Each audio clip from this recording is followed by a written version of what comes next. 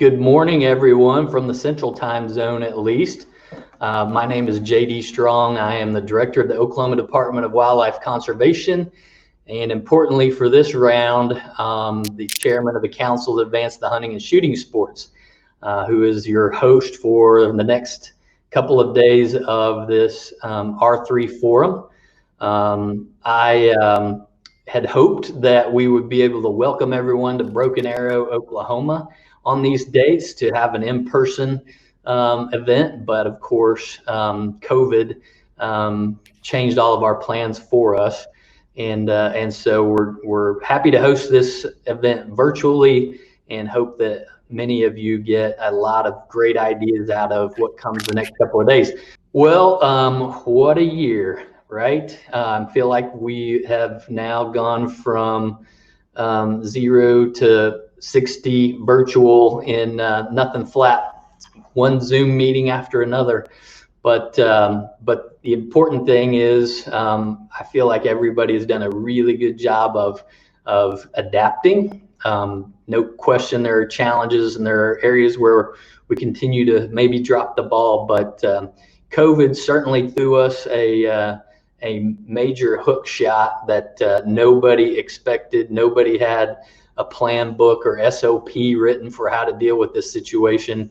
In so many ways, we're making it up as we go along. But one thing that one silver lining, if there is one, is that COVID has presented for many of us an unprecedented recruitment opportunity. In Oklahoma, I know our experience has been huge increases in licensed sales and participation.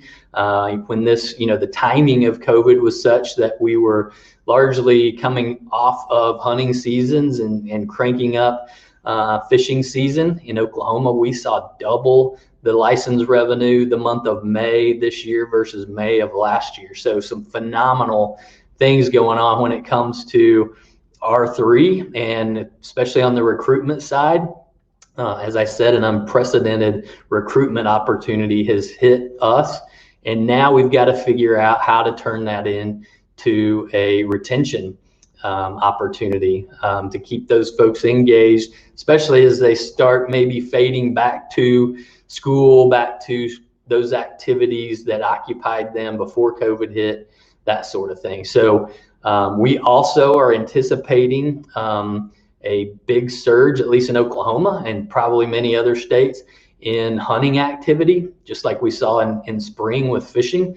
As hunting seasons approach, we're getting ready to launch dove season, which is the official kickoff of hunting in Oklahoma.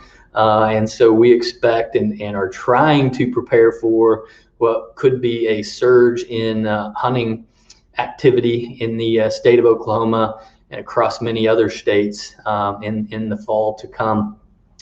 So out of great challenges come great opportunities. It's time for us to, in the R3 community in particular, to seize the day.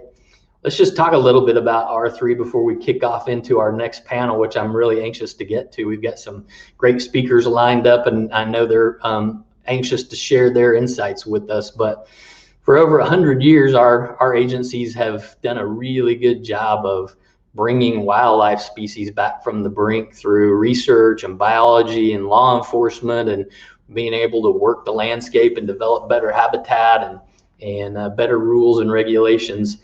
But what I like to tell our folks around here is the next 100 years for wildlife management agencies, fish and wildlife agencies, is going to be just as focused on how we grow hunting and fishing and participation in hunting and fishing. The great challenge of our time is not extinctions of species, although there are still those challenges out there, but extinction of the hunter and the angler. And so we definitely want to do everything possible to head that off. It's been great to see through this COVID experience that people have connected for the first time, or in many cases reconnected with nature, the outdoors, and those hunting and fishing lifestyles and pastimes that have been so important to many of us that are engaged in this. And so it's just an unprecedented time for all of us. And so we're so happy that you're here today. I think we're topping looks like over 365 registered. I know when we put on the first R3 symposium in Nebraska a couple of years ago, we were shocked to see that we were getting over 300 participating in that event. So to have a forum with approaching 400 people showing up virtually, that's great news, showing lots of new interest in this R3 space, and hopefully we're seeing more and more agencies. And I know from my perspective at the national level, it appears to be true that agencies now are taking R3 much more seriously, in fact, embedding it into their agency operations and making sure that it really takes root and takes hold. It can be a slow process on selling everyone within the agency on the importance of R3, but every chance I get, I tell our staff of 350 here at Oklahoma Department of Wildlife Conservation that everybody's engaged in R3, and it's everybody's job to think R3, whether you're on a tractor putting in a food plot or you're out running a gill nets on a lake to sample fish populations, or you're in charge of the social media accounts for the agency. Everybody has an R3 responsibility, and everybody needs to be engaged in it. And so we're seeing some great things happening on that front in terms of people embedding R3 into their strategic plans, developing their own standalone R3 plans, focused on hunting and angling, hiring R3 coordinators, and making sure that they are housed at a high position within the agency so that they can span all the different divisions and functions of the agency and make sure that we keep that R3 focus. So some great things going on out there. And then of course, more recently with COVID hitting us and everybody scrambling and trying to figure out what to do and how to handle it. There's some great things going on out there across the landscape right now. Take full advantage of the situation and try to get people into this lifestyle. And so that's really what the next 3 days is all about. Next 2 days is all about for us in this R3 forum, to be able to share those examples. We've got some great folks lined up talking about marketing strategies and how important it is to market to maybe different audiences than we've traditionally done. We've got updates on the multi-state conservation grants, the activities of the R3 implementation work group that has been really busy the past couple of years developing implementation strategies for the National Hunting and Shooting Action Plan. And so lots of good speakers, lots of good panels. I hope everybody really stays engaged and learns a lot from this forum and shares a lot, because I know all of us have lessons learned, whether we succeeded or failed. It's all very valuable for us to learn. So I'm excited. Again, hope you'll join us for happy hour this evening, tomorrow evening. If you haven't had a virtual happy hour before, it's quite exhilarating. And I know it sounds like I'm being facetious, but it really is. I've done it now a couple of times, and it really is, given the situation we're in, not necessarily a great substitution for an in-person happy hour, but it can be very productive and fruitful as well. Just water cooler social time. So hopefully you'll join us for that.